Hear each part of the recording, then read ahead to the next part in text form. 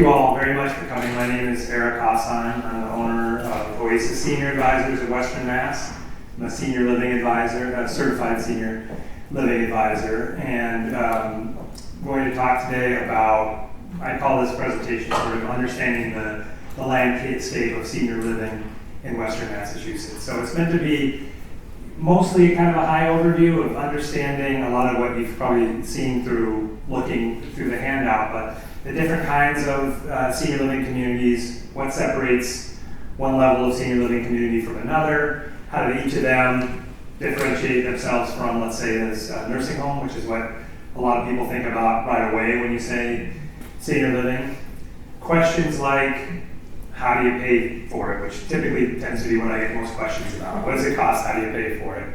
But we can really delve into whatever sort of side topics you're interested in. I've given some examples of specific communities here when I talk about the different types of care. Just in case you're familiar with them, that kind of sometimes helps people understand better what I'm talking about.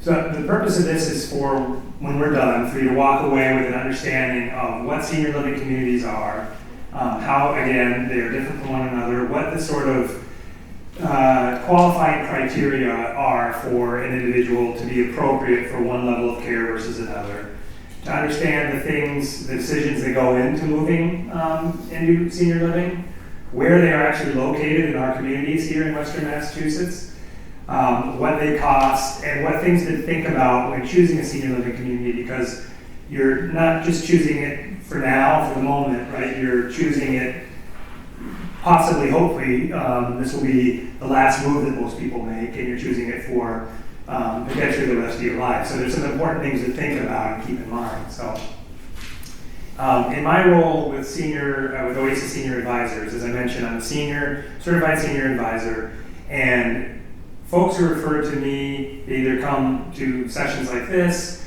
or they're working with a physician or a social worker at a senior center, or coming out of rehab after surgery, and having discussions with somebody at some point about, I'm not sure if staying at home for the long term is going to work, if it's going to be the best thing. And do you have anybody I can talk to who can help me understand what my options are? So that's typically when folks are referred to me.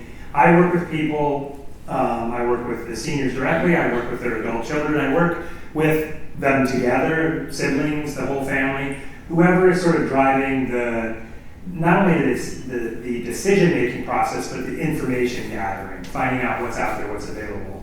My services are free. I always mention this first because a lot of people are skeptical of it, and I don't blame you for that. You should be, especially many seniors are the targets of a lot of scams and a lot of, selling you something free that's not really free. But how that works is that I work on a referral basis with senior living communities. I don't represent any of them.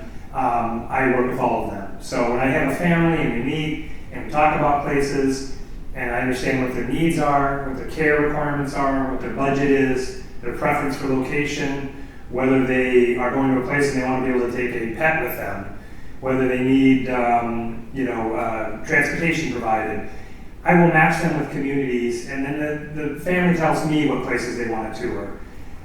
So they're driving that decision making. From there, I set up the tours because I work closely with these communities. Whenever possible, I go on tours with my clients. My role is to just kind of be a guide and be a concierge in that sense, to guide you through the process, to get you up to a point that if you are going to make a move, you feel like you can make a well-informed decision because you've learned all the answers to the questions that you have, all the important questions about how you make this decision and make the right decision. When I refer someone to a community and they move in, that community pays me a referral fee. So think of me like a real estate agent for senior living. When you're buying and selling a home and you're going out, a couple times a week with a real estate agent, you're not paying them for every trip out to see a place or by the hour, but you know that when you do buy or sell a home, that person gets compensated in the process. Well, that's what happens. They pay my company a referral fee. The beauty of that is that I never have to charge clients anything. I don't talk to clients about money. There's no way for me to charge anybody. So when I say that it's free, I truly mean I've had clients who've worked with me for weeks, for months even, who've come, gotten some information, and said, I'm not ready, and they'll check in every couple months. There's no charge for any of the services. It's just meant to be helpful, useful information, guide you through the process. So I wanted to say that first, because a lot of people see either my website or I have some brochures over there if you're interested, and they see the free word on there and wonder how can that be. So what I want to do today is kind of go through some of the stuff on here. Please, at any point in time, if you have a question, if something doesn't make sense, if you worried you might not remember the question for later, just interrupt, raise your hand, right? This can be super informative. Perfect. Now it's perfect. Yeah. I can ask you if it's truly free, or do you have a different? It's in that vein. It's in that vein. It's not to, I hope I don't offend, but I just want to know. Yeah. If I were working on the basis that you are working, yes, my income is based on a referral fee, I would more tend to steer people toward the communities that are paying the higher referral fees. So can you address that? Yeah, absolutely. So I have the same referral fee with every community. It's a flat fee. It's part of what Oasis requires. There are some, we don't have too many in this area, that Oasis is a national company and it's franchised. It's headquartered in Florida, and each of us who are owners and senior living advisors own the territory where we work. And so we kind of inherit the communities that are in our territory. So, right here where we're standing, we have, I'm probably going to point the wrong way, but Arbors down here in Amherst, right? Or Rockridge over in Northampton or Christopher Heights. I don't represent any of them. I work with all of them. Now, to your point, sometimes an apartment at one place is $5,400 a month, and sometimes it's $5,100 a month. And so a percentage of a higher amount is obviously a higher amount. But I can tell you that the way that this works is that I put the choices in front of clients and they tell me what they want to tour. And I think that even if I really wanted to steer somebody, first of all, I wouldn't do that because it would be unethical. What I'm really going for here is helping people find the perfect fit community. And it's usually the case that people want to find the most cost-effective, not always necessarily the least expensive, but the most cost-effective community. And if that's what their goal is, that's what I'm going to help them do. So it's a very fair question. The other thing I'll say is that a lot of times people say, well, I bet they pass your referral fee on to me somehow. They bump up my first month's rent to cover the cost of your fee. That would be illegal for them to do. That would be illegal and unethical, and the communities don't do that. So the agency that I work for is, do you need another one? Oh, you're good, okay. It's part of a national organization, a referral and placement organization. So we're required to be certified. So that's part of that is learning about communities and elder care and senior living, but part of it is also, adhering to a code of ethics. So it's a great question. Thank you for asking it. And don't worry about offending me because you won't. So I don't help folks with every single living situation that's available. I'm really focused on a few of what we're going to talk today, but I like to provide the whole range so you understand, because when you talk about senior living or retirement, there are a lot of different kinds of retirement living, right? There are different structures. And so I am kind of going in this list on the first page from what would be considered the most independent down towards the least independent. As someone ages and becomes more dependent on help on a daily basis. The first category I call over 55 active retirement communities. And I'm not going to read all this stuff because it's bullet pointed and you can look at it, but just to give you a sense of it. You'll see advertisements for these kind of communities on TV, usually late at night for some reason. I'm struggling right now to think of the name of, there's one in Westfield, Liberty, it's going to come back to me in a second. And these are often neighborhoods or communities of homes or townhouses or condominiums where only 55 and over residents can live. It's very independent. You may be downsizing in size, moving from a home to one of these communities, but the idea is that you're living amongst people your age. You don't have to worry about screaming children or rules around what pets you can have and not have. Late night parties unless you all are the ones doing the partying. There's usually some kind of an association fee, right, that you pay because they provide maintenance. If your roof is leaking, they'll fix that. Sometimes that covers snow removal and lawn care, but sometimes it doesn't, okay? What's key about this is that you'll hear these referred to as retirement communities.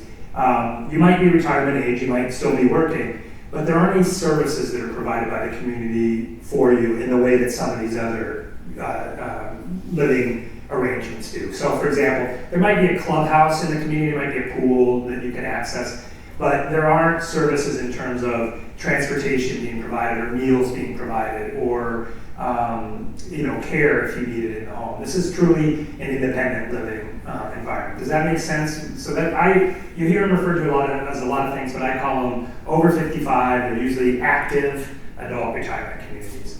Where I start to come in terms of helping people understand and learn about options is at this next level, which is independent living.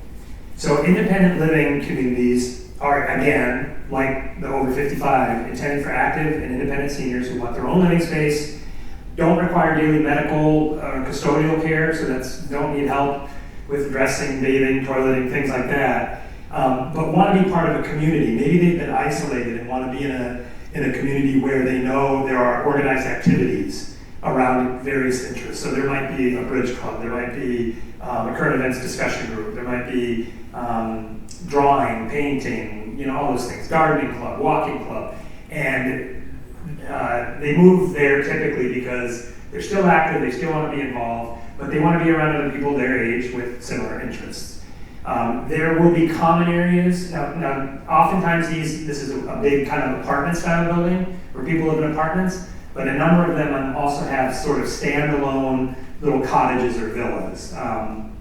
So an example of that would be, I don't know if anybody knows Quail Run in Agawam. Jeff was mentioning that he was visiting a place that's a sister community in East Long Meadow. This is a place that, like Bluebird Estates in East Long Meadow, is independent living, but in addition to apartment living, has these villas. So they're good options for people who are still active and not quite ready to live in an apartment with nosy neighbors right down the corner. You still have your own garage, your own driveway, maybe your own back patio. You could be as involved with the community at large as you want, but you have a little more privacy and therefore a little more independence.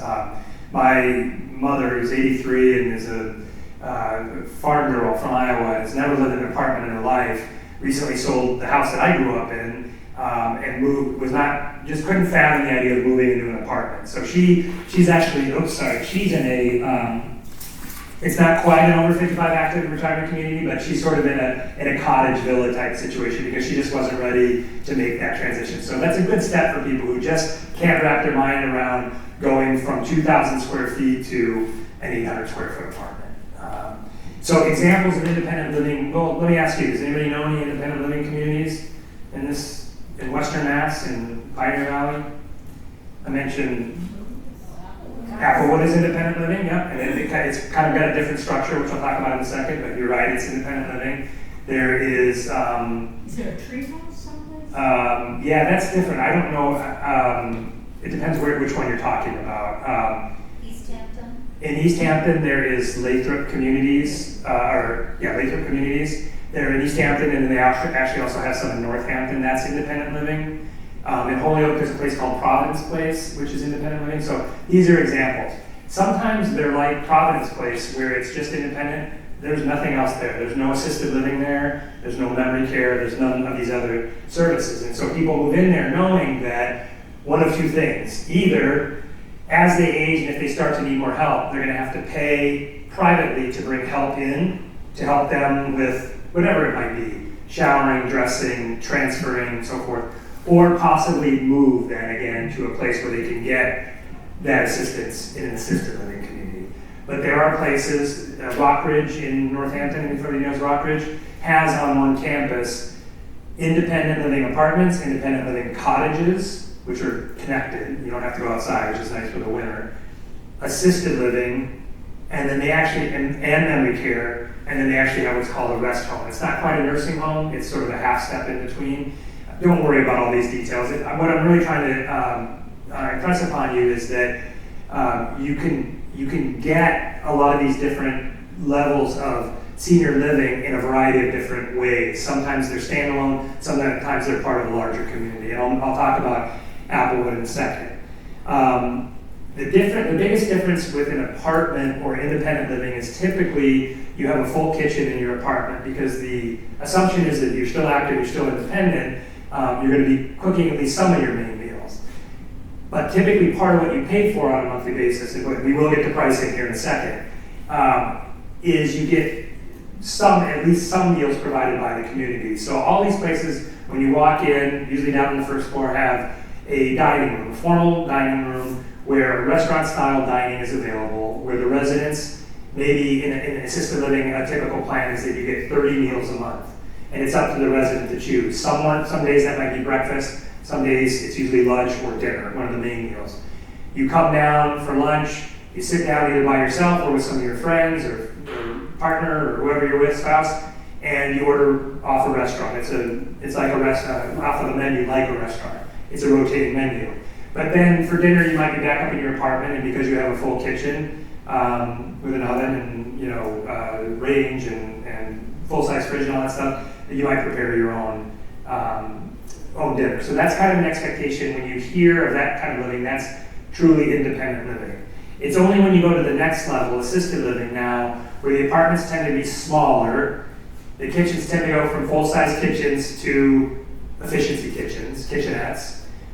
Generally in assisted living, you don't see range tops. You don't see, because it can, for many assisted living residents, that can be a danger to leave that on and either burn themselves or start a fire. But you'll have still a fridge, you'll have cabinet space, countertop space, a sink, a microwave. You can bring in a coffee pot, a hot pot, a toaster oven, all that stuff. Because in assisted living, you're getting 3 meals a day prepared for you. So you're not cooking for yourself. But you still have a kitchenette, so that if you want that, 10 p.m. ice cream, or some morning you wake up and you just say, I don't feel like getting dressed and going downstairs and being around people, so I at least want to be able to heat some water, make some oatmeal, or get some milk out of the fridge and have some cereal, or whatever it is.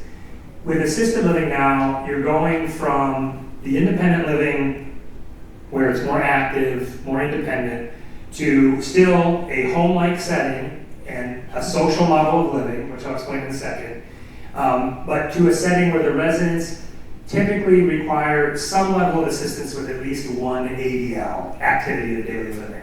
And the ones we mostly think about or talk about for the ADLs, the independent activities of daily living, are transferring. That means getting from bed to standing, or bed to a walker, bed to a wheelchair if you use a wheelchair, from sitting to standing, standing to sitting, moving about the apartment. So transferring is one. Dressing is 2. Showering, toileting, and eating. And when I talk about eating, I'm not talking about preparing food. I'm just talking about if you're sitting down at a table with a plate of food in front of you, physically, can you bring the food to your mouth without any trouble? And then can you chew and swallow the food without any issue? So it's typically residents who need some level of help with one of those 5 activities of daily living that would be appropriate for assisted living. Assisted living does not mean your independence goes away just because they've taken the name out of the kind of living. Many people in assisted living still drive. Most don't, but many do. Most people in independent living do drive. What assisted living is, I just realized I'm tapping on my microphone. What assisted living is independent living with targeted assistance so that you can do those activities of daily living safely and do them correctly. So an example might be when you move into an assisted living application process, they're going to do an assessment of you, they're going to determine what your care needs are, and they're going to develop a personalized care plan. And it may be that you need help with 2 things. Let's say you have difficulty bending over and getting on socks, or you use a compression stocking, which can be terribly hard to get on and off. An aide might come once in the morning to help put it on, once in the evening to help take it off. You're worried about your balance, and so you would feel more comfortable when you get into the shower. None of these places have tubs. They're all going to be walk-in showers. Tubs are fall hazards that you won't find generally. And I know a lot of people like tubs, but it's truly where a lot of people take falls. That when you're in the shower, an aide will come by and sit out in your living room on what they call standby supervision. So they're not helping you physically with the shower, they're not helping you in and out or washing you up, but they're there that if you do fall, drop something, need help, you can call out through the door and there's someone on the other side to help you. That is a level of assistance that assisted living provides. So that by itself doesn't take away your ability to shower independently, but it allows you to do it more safely, if that makes sense. People in independent living typically need help with at least 2 ADLs, some level of help. Oftentimes need what we would call med management. So in assisted living in Massachusetts, this is different in different states, but in Massachusetts, the staff in assisted living, they can prompt and remind somebody to take a medication. They will manage your medication regimen for you so you never forget to take a med, but they can't administer a dose. So they can come in and say, Mrs. Jones, it's time for your morning medication. They'll be in a locked section of your apartment, which they'll have the key, they'll bring it out, they'll say, here's your morning medication. Now, not everybody needs this. I'm saying if you need this reminder. And they'll stand there and they'll hand it to you and they'll stand there and make sure that you take it. What's good about that is that many people forget to take medication or they think they don't need it, and it has adverse reactions, and the family may live in the area, may live out of the area, are wondering why mom's doing different things or saying that she's not feeling well. So they can do that. What they can't do is they can't administer it. They can't crush it up.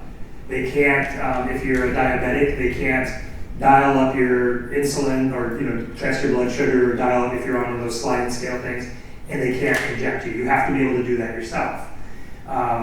So we'll talk about what happens if someone is unable to swallow a pill or to give themselves an injection. There are options. It doesn't automatically mean you can't be in assisted living, but it may mean that you need more help in that situation. So different than independent living is that assisted living is going to have awake staff 24/7.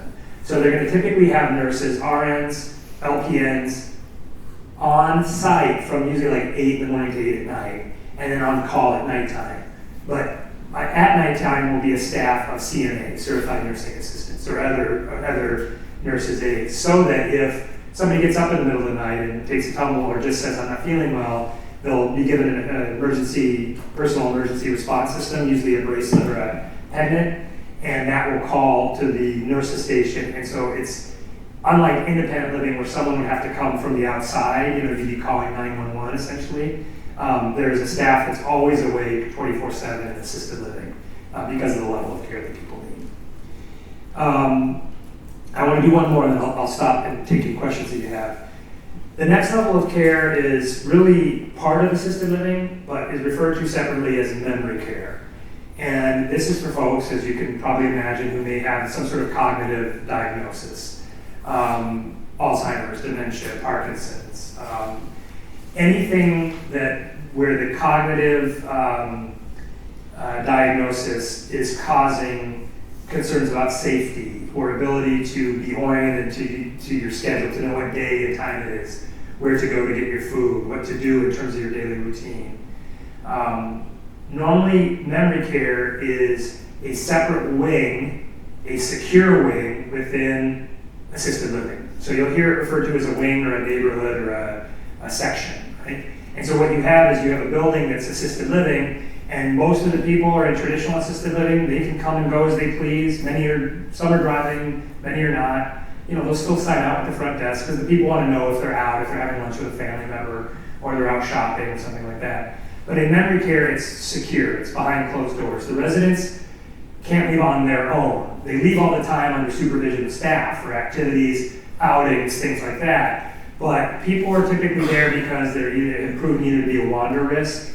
There's some sort of exit-seeking behavior. They might not be wandering. They might know exactly what they're doing, which is called elopement, and they're trying to get the heck out of there because they're convinced that their husband, who passed away 20 years ago, is just right down the street at their childhood home, or that their home that they were buried in, and that's where they need to be. And so for their safety, it's a separate staff in there with a higher staff to resident ratio who are trained specifically on interventions around that are related to dementia and Alzheimer's. So people who might have delusions, people who might go through sundowning, if you know what that is, sort of a late afternoon, early evening dysregulation, who might need some sort of sensory therapies. If you go into memory care, you'll see typically a lot of little stations. One station is almost always baby dolls, and it's a station where people can swaddle and wrap and change diapers on babies, because that sensory thing for someone who's dealing with advanced Alzheimer's has a lot of benefits. One, it's a sensory thing. It gives a sense of purpose, but it also reminds that individual of when, if they were a mother or a father and had a young kid and were doing that, and it's a grounding experience. You'll see a lot of those pets that look lifelike, like dogs and cats that you are battery operated, that you purr, that will like wag their tail and move, and you'll see residents stroking them. So there's a lot of things like that, because those are calming, those are regulating, those are things that kind of center them back to memories they may have had when they had a pet or they had a baby, that sort of thing. They do a lot of great things in there.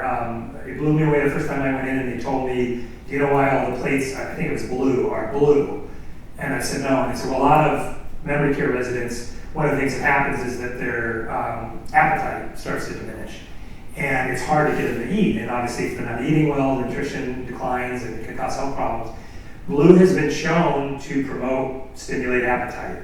So I'm not saying to do this in every place, but this place serves food on blue plates because something about the brain, it causes people to feel hungry when they otherwise might not be. And you'll notice that wide hallways, and because a lot of Alzheimer's patients, residents with Alzheimer's have problems with depth perception, solid colors so that they don't have trouble discerning, is that a step down or is that a wall I'm going to run into, things like that. So they're really unique, and it won't surprise you, and I'm going to stop talking, like I said, that as you move down these three, which are the 3 levels of care that I help people learn about and move into, they get progressively more expensive because of the level of care, the level of service that you receive. So let me stop there, and just because we're going to go now from, let me say one more thing, because you mentioned Applewood. If you turn to the next page, you'll see continuing care retirement communities. This continuing care retirement communities, an example in this area is the Loomis communities. And so if you know Applewood in Amherst, or Loomis Village in South Hadley, and then its third community is down in Springfield called Loomis Lakeside. Together, they are what's called a CCRC, Continuing Care Retirement Community, because they provide the entire continuum of care from independent, assisted, memory care, but also something we haven't talked about yet, nursing home, if not on one campus, on one of their several different campuses, which is the case with Loomis. So Applewood is independent only. Loomis Village has independent living and assisted. If you need memory care, you have to go to Springfield, to Loomis Lakeside, which is on the campus of Springfield College, beautiful location on the lake, where they have independent assisted memory care and nursing home. So what's the difference? The difference is generally at communities like this, continuing care retirement communities, the other ones are just month to month. You pay your monthly fee, you're on a month-to-month landlord-renter relationship. If you decide you don't like it, you give 30 days notice, sometimes 60 days, and you can move out. You're not breaking any lease. For these, in addition to that monthly fee, there's usually a substantial, you'll hear the term buy-in. There's a substantial fee. The communities like to use the term entrance fee or community fee, because buy-in is a little misleading because you're not buying anything. You're not buying your apartment. You're not buying if you're living in a cottage there. What you're doing is you're buying into the continuum of care. So you're buying into what the community offers essentially for the rest of your life, so that you know if you live in a place like that. Another example is Daybrook Village in Holyoke, which used to be called Loomis House on Jarvis Avenue in Holyoke. It's kind of right on the Holyoke-East Hampton line. You're buying into the continuum of care, so you know that when you move there, if you move in at the independent living, that as your needs change, you have priority placement at a lower monthly cost than you would pay elsewhere to move from independent to assisted to memory care to nursing home without having to go find a new place to live, right? A new location. So people like it if they can afford it, and if that's how they want to use that chunk of money, because it can be $150,000 or more. It can be if you choose a big apartment at Applewood, you could be putting down close to $300,000. The difference is that money is sort of buying you that continuum of care, but they typically offer at least an option where it can be 80% or 90% refundable, which means that when you move or pass away, that percentage of that down payment can come back to you, to your estate, right? So people like it if they are in a position to use that chunk of money for the period of time while they're living to secure their care, but then also be able to preserve some of that money to pass on to their family. It's not for everybody. There are some tax benefits to doing it too, because the government looks at some of your monthly fees you pay in that setting as a prepayment of medical expenses, which gets you a tax deduction. So there are aspects of it that are a little more complex than some of the other places, which are just more straightforward, like some of the places we were talking about, Arbors or other places. Christopher Heights in Northampton, or Christopher Heights in Belchertown, if you know that community. So that's what a CCRC is, and that's why I said yes, Applewood is independent, but it's the independent portion of a larger CCRC, if that makes sense. All right, promise. Said twice now, let's stop talking. So questions, anything about that you want clarification on, or any communities that you've heard of and wondering where it fits into it? Is the buy-in actually a couple buy-in, or each person has to pay? No, it's a buy-in for the apartment. So if a couple is moving in together, they're paying one buy-in. That's a great question.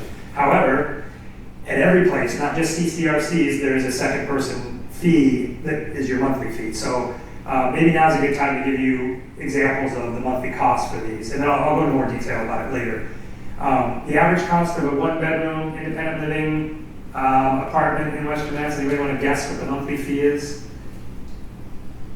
Yeah, three to 4,000, somewhere in that range, depending on the size. A month, yes. Yeah. And if you move in with another person, they're going to tack on another probably $1,000 a month. It could be $800, it could be $1,200. Because now what they're doing is all the services they're providing for another person. So they're not doubling the cost, but that fee you mentioned, that doesn't increase because of a second person. Anybody want to guess what the average monthly cost of a one-bedroom apartment in assisted living is? 6,006. It's a little less, actually.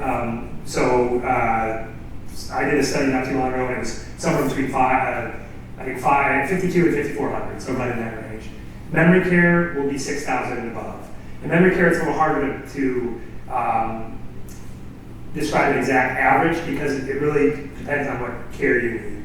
I have helped families move in to memory care who have paid $6,000, a little over $6,000 a month, and I've helped families move in where they're paying almost $10,000 a month.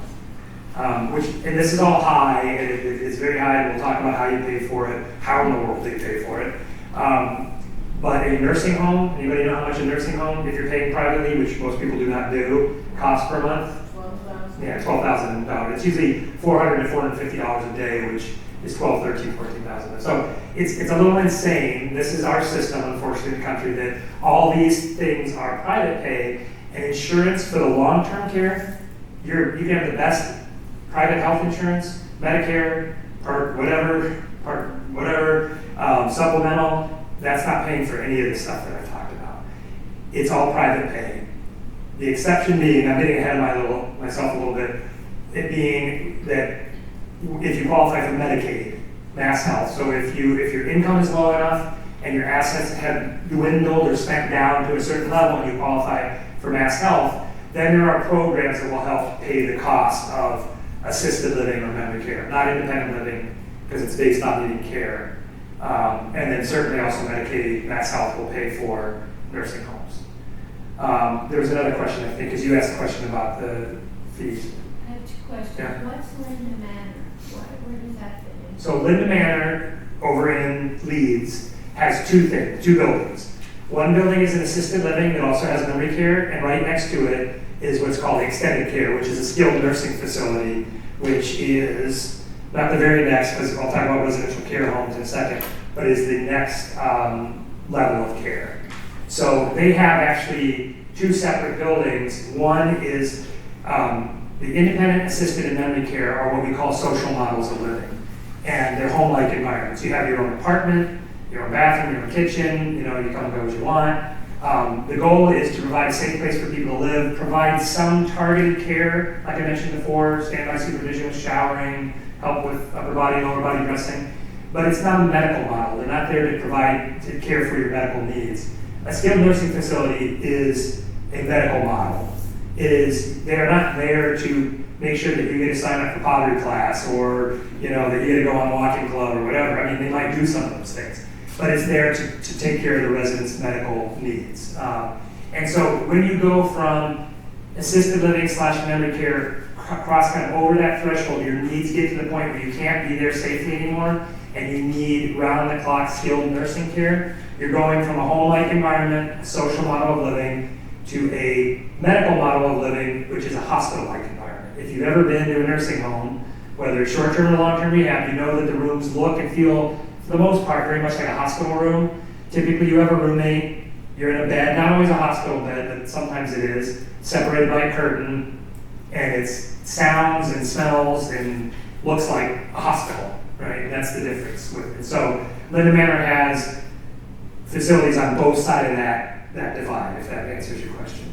And I have one more Sure. question. You start off with independent living, $3,000 to $4,000 a month, but what's the 55 plus active adult retirement community? In that situation, you're buying a home or a condo.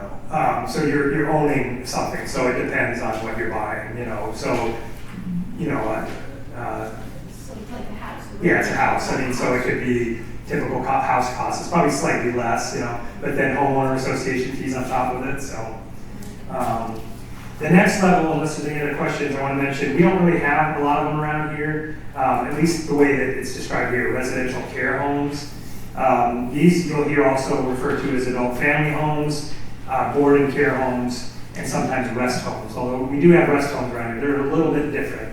In other parts of the country, it's very common for somebody to buy up a nice old home, Victorian home or something, and modify it and turn it into essentially an assisted living plus community. So it's only 10 people living together versus like over at Arbors or Rockridge, you know, you might have more than 100 residents. And so this might be like 10 people, but you have a lot of the same services there. You have meals, sort of congregate meals. You have meals together. You have care that's provided, but it's more of a home-like setting. They're popular in the Northwest and California. The only one or ones that I know of around here have been started recently. There's one called Safe Harbor down in Agawam by a woman who used to run an adult day program, and she bought a home, and it's not just for people who have Alzheimer's, but it's primarily for that, but it's also for other residents who need an assisted living level of care. And it's a new, relatively new home that was built. It's on like 5 acres of land. It's beautiful, and you would pull up into it and not know it was anything other than a private home. But you go in, and there's a staff of people there, and it's been retrofitted to be safe, grab bars, stair chair if someone needs it, wide hallways and thresholds for folks with walkers or wheelchairs, walk-in showers, you know, all the throw rugs removed, which are tripping hazards, things like that. We have in Massachusetts something called level 4 rest homes, which, think of them this way, they're like a half step between assisted living and a nursing home. So an example of a level 4 rest home in Northampton is Lathrop Home. Does anybody know that? It's over kind of by past Smith College. It's an old house, kind of like, I don't know what it was before, but it's a old brick kind of mansion thing that is not quite as home-like as a assisted living, but also not quite as hospital-like as a nursing home. And they can't do quite as much as you can do, you know, as a staff in a nursing home, but they can do more than what a staff in assisted living. They can administer medication, so they could give an insulin shot if they needed to. Typically, though, the rooms are just rooms, and you share a bathroom and a hallway with a number of other residents. Whereas in independent assisted memory care, you always have your own bathroom, unless you're sharing an apartment with someone, then you're sharing a bathroom. But most people have their own apartment. The last one on this list is skilled nursing facilities. You'll hear, this is the kind of term that people use now, you'll hear the acronym SNF, that's skilled nursing facility. So the Linden Manor Extended Care, Elaine Center, I don't know why I'm turning around, Elaine Center down here is a skilled nursing facility. Center for Extended Care Amherst, down on University Drive, is a skilled nursing facility. I'm sure you know a lot. Care One in Northampton. So this is, again, that where you cross over from the social model of living to the medical model, and where you're there because You might not now be able to help with your own transfer out of bed. You might need a 2-person assist. Most assisted livings in Massachusetts can't do a 2-person assist. They can't administer medications. If somebody is dealing with sort of developed bladder or bowel incontinence and can't help with the process, can't control, can't help clean up, things like that, then oftentimes that's a thing that causes someone to have to be in a nursing home versus being able to be in an assisted living. There are other things too. The ability to, unless you're in a wheelchair and you're independent in a wheelchair, you're not able to bear your own weight or things like that. So they have other standards, and they do the assessment and they determine. In a nursing home, you're going to have the nursing staff on staff around the clock. You typically have some sort of medical condition that requires 24/7 supervision, or you're bedridden, you can't do any of your ADLs for yourself. So you're completely dependent on the staff to help you with dressing, med management, toileting, showering, that sort of thing. And so that's a lot of information I'm throwing at you. I just wanted to kind of explain, because what I've learned doing this for the last 4 years is that when I say senior living, almost everybody in their mind is picturing a nursing home. Not always, but almost always picturing a nursing home. And it's especially true of people in the sort of 70 and older age bracket, because when they were going through this with their parents, so when they were the sort of sandwich generation, they were in their 50s, let's say, or so maybe a little bit older, but and had their kids, and their parents were aging, and they were wondering, can mom or dad stay in their home? There weren't a lot of assisted livings. I mean, assisted living really only started kind of in the 1970s, and it started to develop more in the 1980s. And so prior to that, it was, well, if they can't live at home anymore, they would either move in with a family member, which was much more common then than it is now, or you went to a nursing home, which, there's a lot of derogatory names for a nursing home because people associate it with, well, do you guys know any? I'm always curious to hear. I always learn a new one when you hear old folks home. The smell of urine. Yeah, that's the thing. You smell like, the smell of urine, or it's like I say, it smells like a hospital. I've heard them referred to as old folks home. Someone, which I've never heard before, called it God's waiting room. You'll hear them as well, I can't think of them right now for some reason, but you know what I'm talking about, right? The old folks home, out to pasture place or whatever. That's where you go. That's where your kids take you when they don't want to take care of you anymore and they're just waiting for you to die. In these skilled nursing facilities, they generally have 2 sections: short-term care and long-term care. Long-term care is, if that's what you need to live safely, that's where you'll be for the rest of your life. That's what costs $12,000 a month. But they also have short-term rehab, so it's not uncommon, it's very common, it's typical that if someone is in the hospital because of an injury or an accident or surgery, let's say they need hip replacement surgery, and they go into the hospital, you know how the hospitals, they want to get you in and get you out. So you're usually there for 3 days, they discharge you. If you're there for 3 nights and they discharge you, they're going to likely, unless you're well enough somehow to go home, they're going to discharge you to one of the short-term wings of one of these skilled nursing facilities, where you're going to be for a short period of time in rehab until you can you're physically capable of going back home. And so that's just another part of it. Now that is one part of care that your insurance does cover. Medicare and private health insurance will cover a limited stay in short-term care. What it will not cover is long-term care, unless and until you spend all your assets down, have nothing left, and if your income is low enough, you qualify for Mass Health Medicaid, which is our name for the state Medicaid program in Massachusetts, which will then pay for the cost of long-term care. So that actually leads me to the next section, is paying for senior living, because I've told you already that it's private pay. I've told you that it's expensive. Well, the reality for most people is that none of us have unlimited, and very few of us have unlimited funds. The reality for most seniors that I work with is that seniors are typically living on Social Security, on a month-to-month basis. Sometimes have a pension from themselves or from a spouse who may no longer be living. And then whatever assets they have is whatever they've worked hard all their life to accumulate and save. And it could be a home, which has value when and if they decide to sell it, and if they decide to use the money from the sale of that home to pay for senior living or long-term care, retirement savings, cash savings in the bank, annuities, things like that. We've already really covered Medicare, and that Medicare doesn't cover any of this stuff. Medicaid, and you can read through this, only covers if you're eligible, if you qualify by being low income enough that there's no possible way you could afford the full market rate, $5,000 a month. I mean, the most I've ever heard of anybody getting in Social Security on a monthly basis is $2,800 a month, something like that. I mean, there's probably people who get more, but that's a high Social Security amount. Well, that's barely half of the cost of assisted living. So if you don't have any assets, you're going to be in a situation where if these Medicaid programs, which I'll explain in a second, which are specifically designed to allow you to get into and stay in assisted living and designed to keep you from having to default to a nursing home for the rest of your life.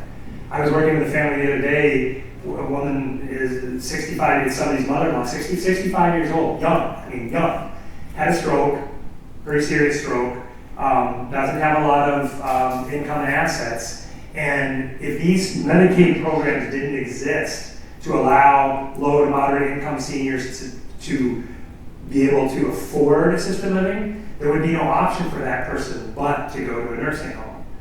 And just because of that stroke, that person is 65. There's every expectation that they're going to live another 30 years. They may not, but so 30 years in a skilled nursing facility is what I try to help families avoid. And by exploring every option to see if one of these social models of living, where nothing against nursing homes because they serve their purpose, but as far as a long-term care living solution, the food is much better in assisted living in America. The food is actually very good. It's restaurant-style food. And not that there aren't bad meals here and there. The social life, the activities, the services are just higher quality, better quality, more consistent, because that is the reason for being, to provide that social model of living. It's your home. Whereas in a nursing home, it's really the focus is on your medical needs. Long-term care insurance. So this is not common. I would say one out of every 20 seniors that I talk to carries long-term care insurance. The reason it's not common is because it's expensive. You have to buy it. Typically, in order to afford it, you have to start buying and paying for it when you're in your mid to late 50s or early 60s. They're not going to sell it to somebody in their 80s. I mean, you might find a place that would sell it, but it's going to be so exorbitantly expensive that you'll never get your money back, no matter how long you're living in assisted living. But this is insurance that specifically helps to cover the cost of several things. And policies are different, but in general, it will cover home care. So staying in your home and getting help to come in to help you, because that's an option we haven't really talked about, because not everybody is interested in or wants to or is able to move to a senior living community. But long-term care insurance will often should typically pay for home care, assisted living, and nursing home care. It's not going to necessarily cover the full monthly cost. It likely isn't. Some policies will, and it's not going to last forever. Some policies are unending. They're super expensive to own that kind of a policy. I always feel a little bit bad bringing this up because most people will say, well, it's too late for me to buy it anyway. Why are you telling me about it? Well, I mention it because it is it is an insurance plan that people do buy. Sometimes it's offered by an employer. Most often you just buy it privately. You buy it. Sometimes it's a rider on a life insurance policy. Sometimes it's a separate policy. But be aware of it. Look into it. Talk to if you have an insurance agent and find out. Because if you have only so many assets and your income is what it is, and the cost of assisted living is $5,000 a month, and you can get a policy that covers $3,500 of those $5,000 a month, and now you're only paying $1,500, you might be able to afford that $1,500 every month based on whatever your Social Security income is or pension, and not have to touch your assets. So it can be extremely beneficial there to help you preserve assets. So long-term care insurance, not for everybody, but definitely an option, a way that people can pay for it. Another one is veterans benefits. Anybody in here a veteran or a spouse or a widow of a veteran? Spouse, widow, veteran? Okay. So the VA does a lot of things, a lot of great things, and one of the things that they offer is a benefit called aid and attendance. And so for a veteran who served during a period of wartime, so you had to be in active duty at least 90 days, and one of those days had to overlap with a period of wartime. Doesn't mean you had to be in Europe in World War II or in Vietnam physically. You could have been serving stateside, but during Vietnam. And you meet all the other eligibility requirements. There is including, you have to have been anything other than dishonorably discharged. So as long as you weren't dishonorably discharged, you're still eligible for it. There is a benefit for veterans, spouses of veterans, and widows of veterans to help pay for the cost of assisted living, memory care, and nursing homes. And it can vary from $1,400 a month to over $2,000 a month. So the veteran, him or herself, gets a little bit more than the spouse, and the couple together gets even more. So again, it can be that kind of thing, almost like long-term care insurance, that helps you preserve your assets and stretch out your assets for a longer period of time. If you think that you might be eligible for this, you start by hunting down your discharge papers. If you guys had to know where your discharge papers were, or, you can get them through the VA, but and then the issue with Veterans Aid and Attendance is you can't even apply for it until you're incurring the cost of whatever it is you want it to cover. So you can't apply for it until you're in an assisted living or until you're receiving care in the home, which it also covers. However, once you're approved, it's retroactive to day one. So you have to be able to kind of bridge 7 to 10 months is usually how long it takes for the approval process. But then once that time passes, they're going to pay you back to day one in a big chunk of money. So definitely something worth knowing. And then I put in here miscellaneous. I don't want to go into a lot of detail, but these are things that I constantly kind of learn from people and from financial professionals. People will use these home equity conversion mortgages, what's known as a reverse mortgage, right? We've seen them hawked by people like Tom Selleck and James Garner and things like that on TV. Typically, people do this as a means to stay in their home, right? And then now they have cash and they can afford it. Where it fits in here is that if you have a couple, and this has come up before, where one of the couple is in need of assisted living or memory care, but the other spouse wants to stay in the home, they can still do a reverse mortgage, stay in the home, and get cash to help pay for the cost of their loved one's care and assisted living. Senior bridge loan. There's a company called Elder Life Financial, and there's others, but that's one that people really know and trust. That, let's say your main asset is your house, but you can't wait for you don't have a lot of savings, you got some income, but you have a beautiful house in Hadley that you can sell for $250,000, which can pay for a number of years of care, right? But you need to move now. You can't wait for your house to sell. There are companies that will give you a bridge loan to bridge a period of time while you're waiting for your house to sell, so that when your house sells, and they're very favorable senior-only loans that the communities will help you apply for and get. They work very closely with it. So that's sometimes the buying people where they say, all my money that I could use before this is tied up in my home. Keep the term bridge loan in your mind because it's something designed specifically for this.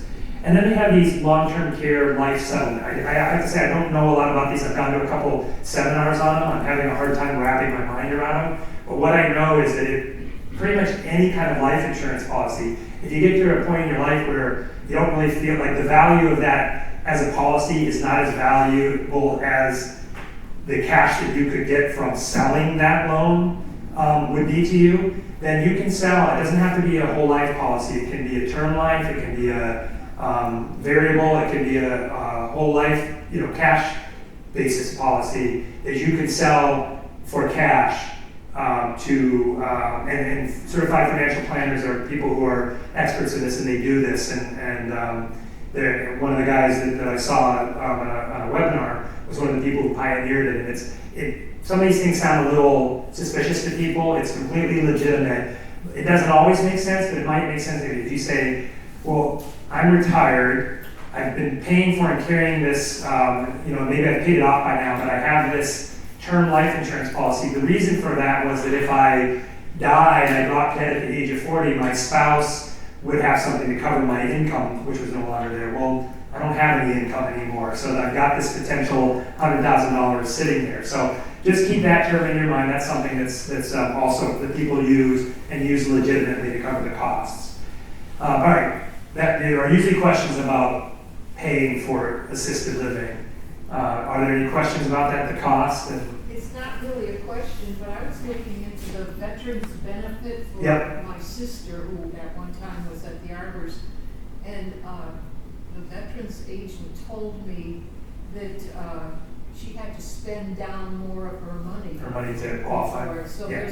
I don't know what the amount was, I don't really remember, but. It's higher than Medicaid. Right, I know that. Much higher than Medicaid, but it is, the benefit is designed for either veterans who are low income or who have had, because of medical bills, needed to spend down and no longer have a lot of their assets. And so there are eligibility guidelines. One of them is age, one of them is how much help you need, one of them is the service dates and stuff that I mentioned. And another one is they have a income and an asset threshold that you have to meet. So you might not be eligible for it now, but as you're private paying $5,000 a month at the Arbors, you can spend down your assets pretty quickly, get to the point where now you can apply for it. So that's absolutely right. That is a thing. And I can't speak to here's what I would say. As great as some of the veterans liaisons in the towns are, they don't always know the ins and outs of aid and attendance. There are companies that do nothing but help people apply for and get approved for aid and attendance. And there are attorneys, firms that specialize in nothing but aid and attendance. So if you're not sure of the answers you're getting from somebody who's well-meaning but maybe not super well versed in this particular thing, that would be one reason to take, my card and call me and say, can you refer me to some of those people? Or I'll give you some names of people who you're getting very expert, very specific advice from. Great question. Anybody else? Question? The one thing I want to talk about, 2 o'clock, I'm completely lost in terms of time. 2 o'clock. All right, so I've been rambling on for an hour. I'll wrap this up quickly, but I'm happy to stay as long as it takes to answer questions. The biggest concern for most people is they'll say spend down. You probably heard this term. What happens if I spend down and I outlive my assets? That is a very common thing for people. If somebody has $100,000 in savings, they have their Social Security income, you can do the math and see that at $5,000 a month or $8,000 a month in your memory care, it's not going to take too long for that asset to be gone. And so most assisted livings in this country are private pay and private pay only. If you can pay the $5,200 a month, you can stay here. But if you can no longer pay it, they don't put you out on the street, but they will help you transition to a new living arrangement, maybe another assisted living or a nursing home.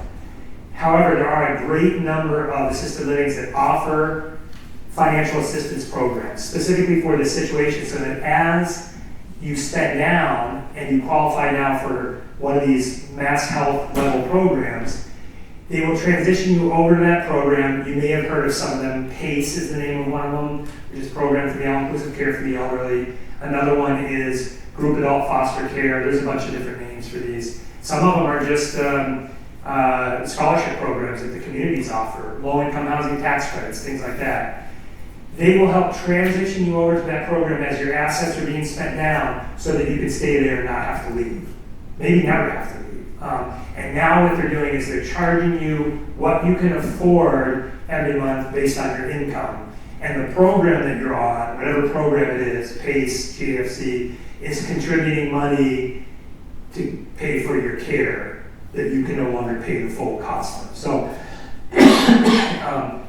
what's critically important if you're in this process and you're thinking about it for yourself or for a loved one is plan out for 5 years longer, at least, if you have any reasonable expectation of thinking you're going to live to, right?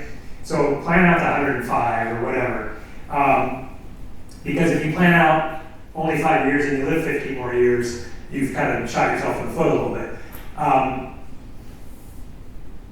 What I am constantly trying to help clients do is don't choose a place that you're going to run out of money in 4 years, and they're going to tell you you can't stay in, and then you're going to have to go through the process all over again. That's difficult. Imagine moving once after the age of 80. but imagine moving more than once after the age of 80. Now imagine that you're somebody with dementia who doesn't understand what's going on to begin with. And you've taken 4 years to finally settle into this memory care community and get oriented and get to know the people and are comfortable, and now you're uprooted, and that's to be avoided at all costs. So knowing which of these communities offer these spend down financial assistance programs is really important. And I can tell, I know what they are. I can tell you what they are. They don't all do it the exact same way, and so it's critical to like visit a lot of places, and that's normally what my service is. I meet with people. Remember, it's free. Spend about an hour with them. I get all their information. I match them with communities depending on what they tell me. I want to live in Hadley and Amherst, but no way am I going over the river in Northampton or East Hampton. So it's got to be, in Belchertown, I guess. I'm from Belchertown. Belchertown, I guess, if there's nothing else. And I run the match and I say, here are the communities that you match with. Take a look at them. I send you profiles. You tell me what's interesting. Call me back, I'll answer some questions. Oh yeah, this place does have memory care, this place doesn't have memory care, this place offers transportation, this place, the transportation is provided by the senior center, so it's a little not quite as convenient, whatever the case is. And then clients will tell me, I'd like to go, even if I'm not ready to move, I think I'd like to take advantage of, this nice March weather and go out and tour a couple places. I'm not even thinking, I'm gonna move for at least 2 or 3 years. But I'd rather do it now and know so that when the time comes, I don't have to start from scratch. And so what I'll do at that point is set up the tour whenever possible, go on the tour with them, and basically be just another set of eyes and ears to make sure they walk out of that place feeling like, okay, I know enough about this to know that either A, no way, B, it's a possibility, or C, I know enough to know that it could be a possibility, but I have to learn more. I have to learn more. I'm not ready to get on the wait list or fill out an application, but 2 years I might be able to, quickly get to the point where I know it's between these two places because they check all the boxes. So. Do some of those places have waiting lists to get in? Yeah, some of them do. Like most assisted living and memory care don't have a terribly long wait list even now. I mean, what happened during COVID, I know we're still in COVID, we're not out of COVID, but during the worst parts of COVID is that the censuses went really low in these places, and they took a long time and are still in some cases building back up. So my experience in most places is there hasn't been much of a wait list. Someone asked me about Linda Manor. I have a couple people who are on the wait list for the memory care. I don't believe there's a wait list for assisted living, but the wait list right now is running about 6 months there. There are 7 or 8 people on it, something like that. Now, where you run into a really long wait list is if you want a particular 2-bedroom at Applewood with a corner view overlooking Hampshire College and the Eric Aasheim Museum and Atkins and all that stuff, they might say, well, it's probably about a 10-year wait list. And what that means is that they've got people on there waiting for that same thing who got in line ahead of you, and when that apartment becomes available, which people in there tend to be young and healthy and active, not to mention somewhat affluent, somewhat unable to stay there and bring in help, so they don't move a lot, but when that apartment becomes available, they start calling down the list. So now the top 8 people on it might not be ready to move. And Applewood gets people who move out here from California, from the city, New York City, from different places because maybe they went to college back here in the day and they say, I love the 5 college area, I'm coming back to it. And they might just say, I'm not ready to make a move, so they keep calling down the list. So just because they tell you it's a 10-year list doesn't mean that apartment will be, but it's probably going to be a year or 2. Lathrop communities, I think you mentioned Lathrop communities in East Hampton. Maybe it was you. Maybe No, it was I was talking about the treehouse in East. Oh, you were talking about Treehouse, sorry, and I mentioned, okay, that's what you were talking about too. Lathrop communities in East Hampton, if anybody knows where it is, it's out on Florence Road, I think. Yeah, beautiful out in the country out there. They have apartments available right now, but he said at least a 2-year wait for any one of their cottages in either East Hampton or Northampton, and probably realistically more like 4 years. So there are some, but they tend to be the cottages, the larger apartments, they tend to be the CCRCs. A 1-bedroom apartment in assisted living, in general, you're not going to have to wait long.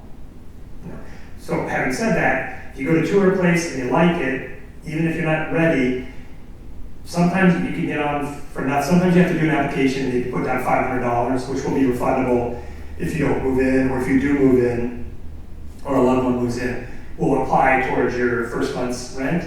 But it wouldn't hurt to get on the wait list because you'll be one of those people at the top who, when they call, you just say, not ready. So you can do that. I've talked to a few over 55 places, where they'll put you on the wait list, and if they call you and you say that you're not ready, you go to the bottom. There are places, and I don't know the over 55 stuff as well as I know the other places. Where I've heard from the communities that I work with, independent, assisted, and memory care, is for internal moves. So people will move into the arbors. They really have their eye on a one-bedroom apartment, but it's going to be a year wait for a one-bedroom. I'm just making up the times. So they move into a studio apartment, and they say, I'm waiting for a one-bedroom apartment. So they're already living in arbors. I'm not picking on arbors, but and then Arbors says, hey, a one-bedroom came up, and they say, well, that's not the one-bedroom I wanted. I wanted the one with the view out back that sees the wood. If they pass on that, then internally that person can go to the back of the line and maybe have to wait longer. So that is I have these questions to consider, which you can read, and that is one of the questions is, how does the wait list work? Meaning, do I keep my place in line forever, or is there a risk if I say no too many times that I would go to the bottom of the list? That's why I go on tours with people, because it's so overwhelming and there's no guide to it. None of us are taught this at any point in our lives about what the difference between independent living and assisted living, which places have spend down programs, which don't, which have free wait lists, which have wait lists at cost, which have buy-ins, which don't. So I go with people to make sure that you understand all that when you walk out, and that's the thing that helps you say, maybe for me, may not be for me, but either way, you're making the decision from a well-informed point of view. It sounds to me like most of the options that you're discussing, it's not a liability to try to get on the wait list. Yeah. It's not a sudden death decision you make. They call and you just say yes or no, and then it's okay. That's generally, keep calling yes. down the list. Yeah, that's generally how it works. I wouldn't say, if you're a youthful 65-year-old and you're thinking, I really like this, 20 years from now, I think I'm probably going to need assisted living. I wouldn't get on the wait list for assisted living just yet, for that. But if you're looking at, independent living, or you're closer in age to where you think you might need assisted living, I know people who've been on assisted living. I've worked with some clients I've been working with for more than a year or two that have just sort of said, wanted to get in, I wanted to have that worry off my list, and I'm on, and they've called me a couple times and I just said I'm not ready. So that's a question to ask to make sure you understand how that works, and that's something I'll help people with.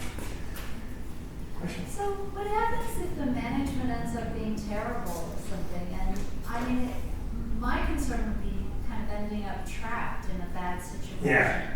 The good news is, depending on, even in the CCRCs where you have a kind of a huge down payment, you give 30 days notice and you leave. You're not locked into anything, so you can leave at any time. And I'm not saying that's easy. Moving is hard, and you're not moving as much stuff this time because you've probably downsized and getting ready for a move to this. But if at any time you're not happy with it, and I have, it sounds, well, it is double dipping, I guess. I mean, I've had some clients that I've helped moved into a place, they've lived there for a year and just said, I don't find I have a lot of common with the people here. Can you help me find a different system?